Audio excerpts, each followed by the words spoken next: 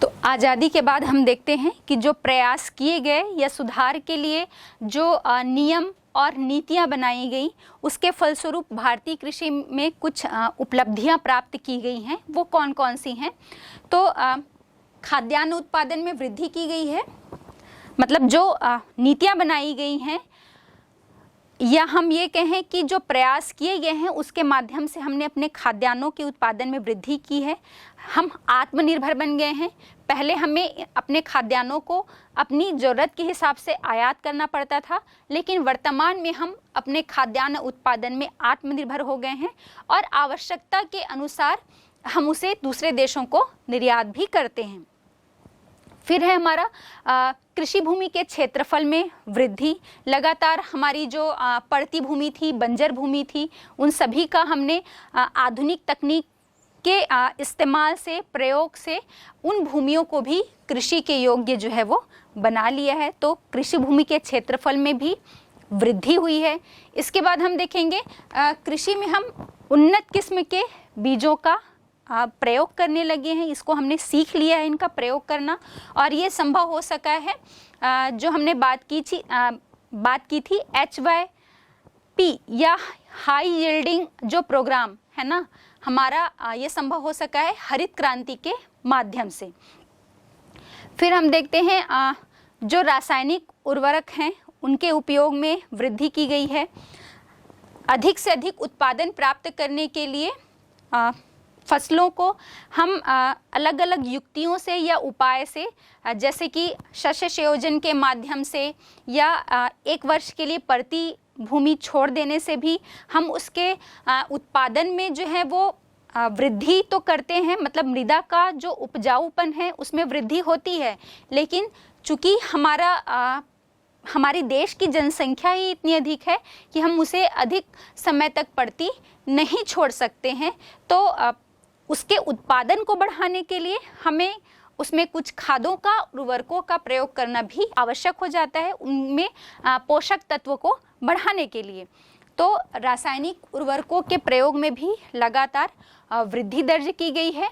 और साथ ही साथ इसमें हम देखेंगे देश में जो सिंचित भूमि है उसके क्षेत्रफल में भी वृद्धि हुई है, और ये संभव हो पाया है जो पंचवर्षीय योजनाओं में जो बड़ी बड़ी नदियां हैं उनमें जो बहुउद्देशीय योजना का निर्माण किया गया है उसके प्रभाव से ये संभव हो पाया है कि हमने अपने देश की जो सिंचित भूमि है उसके क्षेत्रफल में लगातार वृद्धि की है। हम भारत में देखते हैं कि यहाँ स्थलाकृति से संबंधित या जलवायु की हम बात करें तो इन सभी में हमें बहुत अधिक भिन्नता जो है वो देखने को मिलती है।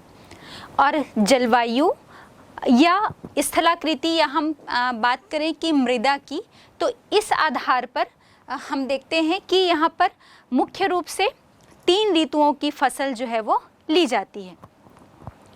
पहला है खरीफ या खरीफ मौसम की जो फसल है। खरीफ की जो फसलें होती हैं वो जून जुलाई में बोई जाती हैं और सितंबर अक्टूबर में काट ली जाती हैं। यदि हम उत्तर भारत और दक्षिण भारत के राज्यों की बात करें कि इस खरीफ ऋतु की फसल में या खरीफ मौसम की फसल में कौन कौन सी आती हैं फसलें, तो देखते हैं उत्तर भारत में प्रमुख रूप से खरीफ के मौसम में चावल है, कपास, मक्का, बाजरा और दालों में अरहर को मुख्य रूप से बोया जाता है। और जब हम दक्षिण भारत की बात करें तो इसमें खरीफ ऋतु की जो फसलें होती हैं उसमें प्रमुख है चावल, मक्का, रागी, ज्वार और मूंगफली। ये हो गई खरीफ फसलें। दूसरा हम बात कर लेते हैं रबी फसलें। तो जो रबी फसलें होती हैं वो आपके अक्टूबर नवंबर में बोई जाती हैं और मार्च अप्रैल के बीच में इन फसलों को काट लिया जाता है। तो इसमें हम देखते हैं उत्तर भारत में प्रमुख रूप से गेहूं की फसल ली जाती है। दलहन फसलों में बात करेंगे तो चना, तुरई और तिलहन फसलों में मुख्य रूप से सरसों और मोटे अनाजों की जब हम बात करते हैं तो जौ और मक्का को मुख्य रूप से बोया जाता है। दक्षिण भारत में हम देखते हैं चावल है, मक्का है, रागी और मूंगफली, ये फसलें प्रमुख रूप से ली जाती हैं। इसके बाद जायद फसलें जो हैं वो खरीफ और रबी की जो फसल होती है इसके बीच के समय में बोई जाती हैं और काट ली जाती हैं। इसमें प्रमुख रूप से जो वनस्पतियां हैं या हम जो सब्जियों की बात करेंगे, जैसे तरबूज हो गया, खरबूज है, ककड़ी है, खीरा है, ये जो फसलें हैं वो प्रमुख रूप से जायद फसलों के अंतर्गत ली जाती हैं। इसमें जैसा हमने बात किया कि ये मार्च अप्रैल के बीच में बोई जाती हैं और ये फसलें जून या मई जून के बीच में ही काट ली जाती हैं। इसमें उत्तर भारत में प्रमुखता से बोई जाती हैं वनस्पतियां, सब्जी और जो फल हैं, और इसके साथ ही साथ चारा फसलें भी जो हैं वो इस मौसम में ली जाती हैं। वहीं दक्षिण भारत की हम बात करेंगे तो सब्जियों के साथ साथ यहाँ पर चावल की भी एक फसल जो है वो ली जाती है और इसके साथ ही चारा फसल भी उत्पादित किया जाता है। बच्चों, ये जो हमने 3 ऋतुओं की फसलों की बात की, चाहे खरीफ, रबी और जायद फसलें, इनमें अगर हम बात करें चावल है, गेहूँ, मूंगफली देखा हमने, अरहर है, हम जौ की बात कर रहे हैं, तो इसमें तीनों ही अगर हम फसलों का वर्गीकरण कर दें तो प्रमुख रूप से खाद्यान्न फसलें होती हैं, दूसरी वाणिज्यिक फसलें होती हैं और तीसरी जो है वो रेशेदार फसल होती हैं। ये किसी भी प्रकार की फसल हो, ये अलग अलग क्षेत्र में जो इनके अनुकूल जलवायु होती है उसके अनुसार इन्हें इस मौसम में लिया जाता है। रेशेदार फसल, जैसे हम कपास की बात कर लें, आपको पता ही होगा कपास से हम सूत या धागा प्राप्त करते हैं और सूती वस्त्र का उससे निर्माण होता है। जूट भी जो है वो प्रमुख रेशेदार फसल है। इससे आपको पता है, आपने देखे होंगे, दरियाँ बनाई जाती हैं, जूट के बैग बनाए जाते हैं। ऐसे बहुत से सामान जो हैं जूट के या जूट से बनने वाले सामान जो आपने प्रयोग किए होंगे, तो ये रेशेदार फसल के अंतर्गत आ गया। जब हम खाद्यान्न फसल की बात करते हैं तो खाद्यान्न में आपका गेहूं है, चावल है, मक्का, ज्वार, बाजरा, ये प्रमुख खाद्यान्न फसलें हैं।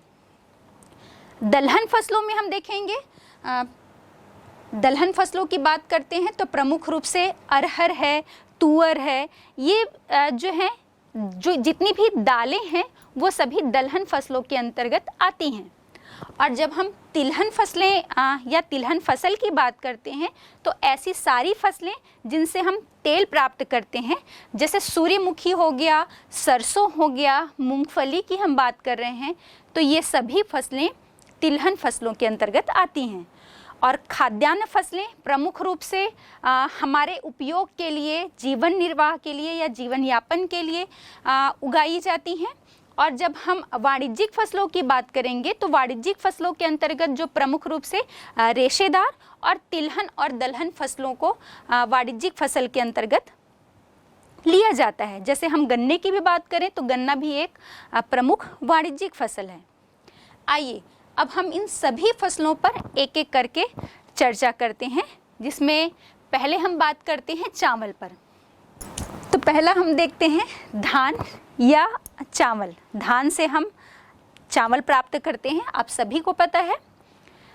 तो चावल जो है या हम धान की बात करें तो ये भारत की एक प्रमुख खाद्यान्न फसल है और देश की जो कुल कृषि भूमि हम देखें तो इसमें पूरा जो 30% है कुल कृषि भूमि का, वो इस पर चावल की जो है वो कृषि की जाती है। वर्ष 2001-2 में हम देखते हैं लगभग 446 लाख हेक्टेयर जो है 446 लाख हेक्टेयर वो आपकी चावल की खेती के अंतर्गत आती थी और इसका उत्पादन तब आपका 931 लाख टन था।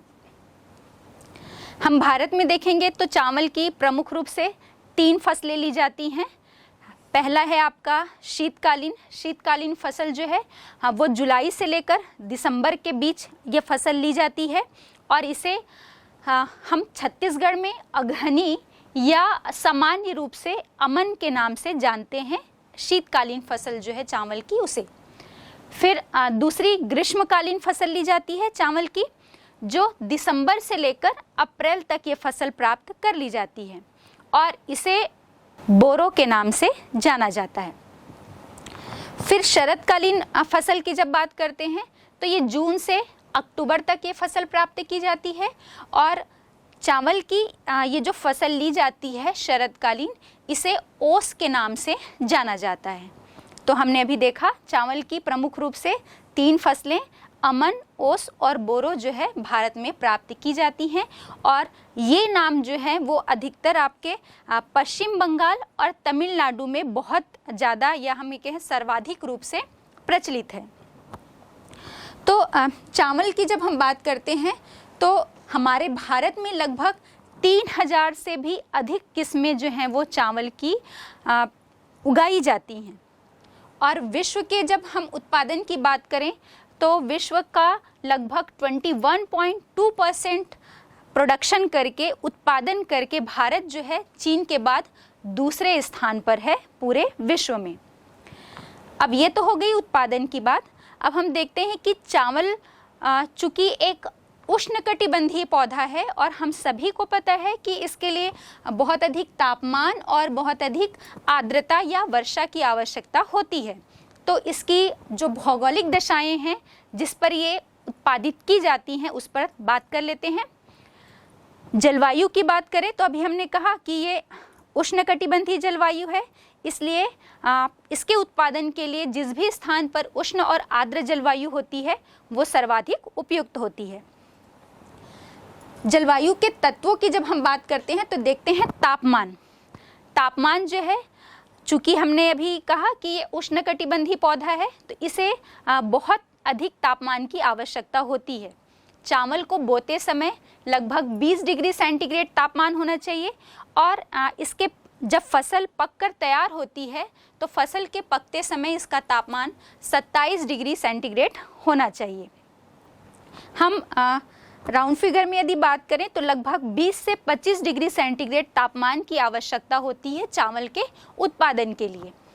और साथ ही जब इसकी फसल पकती है तो पकते समय आसमान या बादल जो है वो एकदम साफ होना चाहिए और चमकीली धूप की आवश्यकता इस फसल को होती है।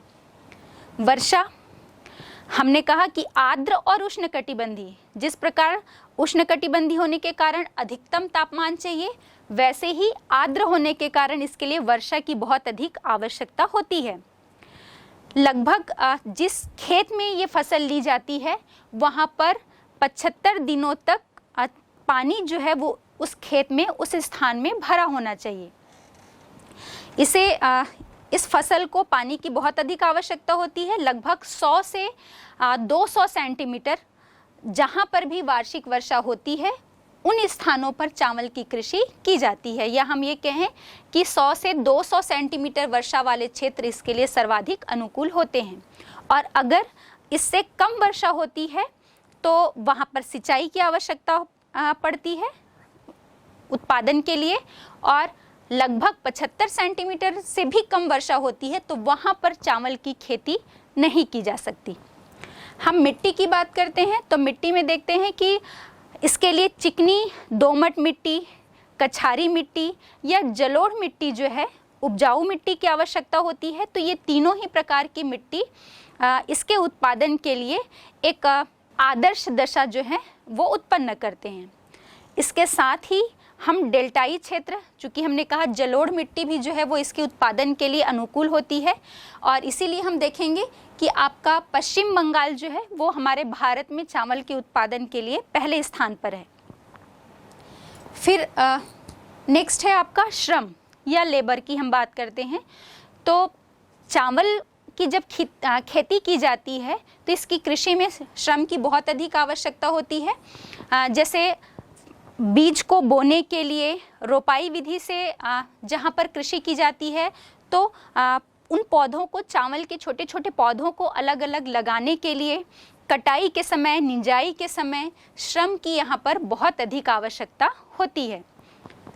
तो जिन स्थानों पर बहुत अधिक श्रम उपलब्ध होता है वहाँ पर भी या हम ये कहें कि जहाँ पर भौगोलिक दशाएं अनुकूल हैं और श्रम नहीं है, तो वहाँ पर चावल की कृषि के लिए दूसरे स्थानों से जो श्रम को है मंगाना पड़ता है या आयात करना पड़ता है। अब किस ढंग से चावल की जो कृषि की जाती है, तो उसके उत्पादन के कौन कौन से ढंग या तरीके हैं, इसकी हम बात करते हैं। तो चावल को हम निम्न प्रकार से बोते हैं। जो ग्रामीण क्षेत्र के बच्चे हैं वो इससे बहुत अच्छी तरह से परिचित होंगे। पहला जो एकदम परंपरागत तरीका होता है चावल की बुआई का, वो है आपका छिड़क कर। मतलब चावल या धान जो होता है उसके बीज की जब हम बात कर रहे हैं तो उसे बस ऐसे ही खेतों पे छिड़क दिया जाता है और बाद में वो उससे धान के पौधे उगाते हैं। तो ये एक परंपरागत तरीका है छिड़क कर। दूसरा है रोपा विधि।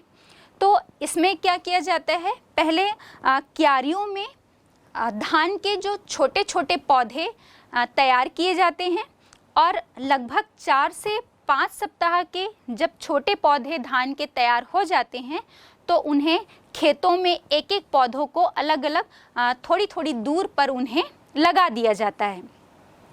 लगभग 6 से 9 सेंटीमीटर के डिस्टेंस पर ये पौधे लगाए जाते हैं। तीसरी विधि है हल चलाकर। मतलब हमने अभी बात की थी ना खेतों को जुताई के लिए, तो खेतों को जब हल चलाकर जोता जाता है और हल उस जुताई के समय ही वहाँ पर धान के जो बीज हैं वो खेतों में छिड़काव कर दिए जाते हैं। तो ये अगली विधि है जिसके माध्यम से हम धान के बीजों की जो है वो बुआई करते हैं। तो ये प्रमुख रूप से भारत में 3 विधियों से धान की बुआई की जाती है। अब हमने जैसे बात की थी धान की किस्में, तो लगभग 3000 से भी अधिक किस्में हमारे भारत में उपलब्ध हैं धान की। इसमें प्रमुख रूप से IR8 है, IR20 है, IR10 है, BR43 है, हेमा है, राजेश्वरी, बासमती, दुबराज। ये जो धान की किस्में हैं ये प्रमुख रूप से भारत में उगाई जाती हैं। अब पूरे भारत के कौन कौन से क्षेत्र में धान का उत्पादन प्रमुखता से किया जाता है, इसकी जब हम बात करते हैं तो क्षेत्रों में देख लेते हैं। हमें पता है भारत जो है वो 21.2% चावल का उत्पादन करके विश्व में, पूरे विश्व में चीन के बाद दूसरे स्थान पर है। तो भारत में ही हम देखें कि कौन सा राज्य पहले स्थान पर, उसके बाद मतलब सबसे अधिक चावल का उत्पादन कहाँ होता है, तो अभी हमने बात ही की थी पश्चिम बंगाल। पश्चिम बंगाल में पूरे भारत में सर्वाधिक धान का उत्पादन या चावल का उत्पादन किया जाता है। चूँकि यहाँ पर डेल्टाई भूमि है, जलोढ़ मिट्टी यहाँ पर मिलती है और ये जो राज्य है वो उसका जो मतलब इस राज्य की पूरी कुल कृषि भूमि है उसके 77% भाग पर चावल की खेती या धान की बुआई की जाती है। और थोड़ी देर पहले हमने बात भी की थी कि यहाँ पर जो प्रमुख 3 फसलें हैं चावल की वो ली जाती हैं, अमन, ओस और बोरो। अब हम देखते हैं कि जो भारत का कुल उत्पादन होता है धान का, उसमें 16.39% जो है वो पश्चिम बंगाल से ही प्राप्त होता है। और पश्चिम बंगाल के जो प्रमुख जिले हैं जहाँ पर चावल का उत्पादन होता है, तो इसमें हम बात कर लेते हैं कूच बिहार है, जलपाईगुड़ी है, बांकुड़ा है और वर्धमान के साथ साथ दार्जिलिंग जिलों में प्रमुख रूप से यहाँ पर चावल उत्पादित किया जाता है। 2012-13 में हम देखेंगे कि यहाँ पर लगभग 150.24 लाख टन चावल का उत्पादन किया गया था। दूसरा स्थान उत्तर प्रदेश का है। पश्चिम बंगाल के बाद भारत में चावल उत्पादन में उत्तर प्रदेश जो है वो दूसरे स्थान पर है। उत्तर प्रदेश के प्रमुख उत्पादक जिले जहां सर्वाधिक रूप से चावल का उत्पादन होता है, तो इसमें प्रमुख हैं सहारनपुर, देवरिया, गोरखपुर, लखनऊ, रायबरेली और पीलीभीत। ये जो है वो प्रमुख उत्पादक जिले हैं। यहाँ पर 2001-2 में 124.59 लाख टन चावल का उत्पादन हुआ था और भारत का जितना भी चावल उत्पादन है उसके कुल उत्पादन का लगभग 13.38% जो है उत्तर प्रदेश में उत्पादित किया जाता है। वर्ष 2012-13 की जब हम बात करते हैं तो यहाँ पर 2001-2 से बढ़कर चावल का जो उत्पादन है वो 144.16 लाख टन हो गया। तीसरा स्थान है आंध्र प्रदेश का। यहाँ पर आंध्र प्रदेश में चावल की प्रमुख रूप से 2 फसलें ली जाती हैं और यहाँ पर चावल का जो प्रति हेक्टेयर उत्पादन है वो 1980 किलोग्राम है। या प्रमुख क्षेत्र की हम बात करेंगे आंध्र प्रदेश की तो गोदावरी नदी घाटी का जो क्षेत्र है यहाँ पर प्रमुख रूप से चावल का उत्पादन किया जाता है। जो समुद्र तटीय मैदानी भाग है यहाँ पर चूँकि जलवायु के साथ साथ आर्द्र भूमि और मिट्टी, उपजाऊ मिट्टी की उपलब्धता के कारण गोदावरी नदी घाटी में प्रमुख रूप से चावल उत्पादित किया जाता है। 2012-13 में यहाँ पर 115.40 लाख चावल का उत्पादन हुआ था और भारत के कुल उत्पादन का 12.24% चावल यहाँ पर उत्पादित किया जाता है। और इन सभी राज्यों के अतिरिक्त हम देखेंगे कि पंजाब, बिहार, उड़ीसा, असम की हम बात करें, तमिलनाडु और इसके साथ साथ हमारे छत्तीसगढ़ में भी प्रमुख रूप से चावल का उत्पादन होता है। और छत्तीसगढ़ को हमें पता है कि धान का कटोरा कहा जाता है और छत्तीसगढ़ का जो पूरा मध्यवर्ती महानदी बेसिन है ये प्रमुख चावल उत्पादक क्षेत्र हैं, या हम ये कहें कि यहाँ के जितने भी जिले हैं यहाँ पर प्रमुख रूप से चावल का उत्पादन किया जाता है। और छत्तीसगढ़ की प्रमुख फसल भी जो है वो चावल ही है। अधिकांश क्षेत्रों में हम देखेंगे कि चावल ही जो है यहाँ पर प्रमुख खाद्यान्न फसल के रूप में इसे बोया जाता है। बहुत कम ही क्षेत्रों में दलहन और तिलहन फसलें ली जाती हैं। यहाँ पर कुल भूमि के 60% क्षेत्र पर सिर्फ चावल का उत्पादन किया जाता है। यहाँ पर प्रति हेक्टेयर उत्पादन जो है चावल का 2000 किलोग्राम है और यहाँ पर चावल की खेती लगभग हमने बात की थी कि सभी जिलों में की जाती है, लेकिन प्रमुख रूप से इसका मध्यवर्ती महानदी बेसिन है यहाँ पर प्रमुखता से चावल की कृषि की जाती है और बाकी क्षेत्रों में भी ली जाती है, लेकिन ये उसकी कम मात्रा है। यदि हम उत्तर और दक्षिणी इसके क्षेत्र में चले जाएं, पठारी और पहाड़ी हिस्सों में, तो वहाँ पर मोटे अनाज का उत्पादन किया जाता है। अब 2012-13 में हम देखते हैं कि यहाँ पर चावल का जो उत्पादन है वो 66.09 लाख टन उत्पादन हुआ था चावल का। अधिकांश क्षेत्रों में छत्तीसगढ़ के चावल की एक ही फसल ली जाती है। बहुत कम ऐसे क्षेत्र हैं जहाँ पर चावल की 2 फसलें ली जाती हैं। भारत में चावल का उत्पादन तालिका से आपको स्पष्ट हो रहा होगा। 1970-71 में 442.2 लाख टन है। 1990-91 में बढ़कर ये 742.9 लाख टन हो गया। 2007-8 में हम देख रहे हैं इसमें लगातार वृद्धि मिल रही है, 966.9 लाख टन हो गया है। 2010-11 में 959.8 लाख टन है। 2012-13 में 1052.3 लाख टन है। 2013-14 में ये 1066.5 लाख टन हो गया और 2014-15 में हमें इसमें थोड़ी कमी देखने को मिलती है और ये 1048 लाख टन है।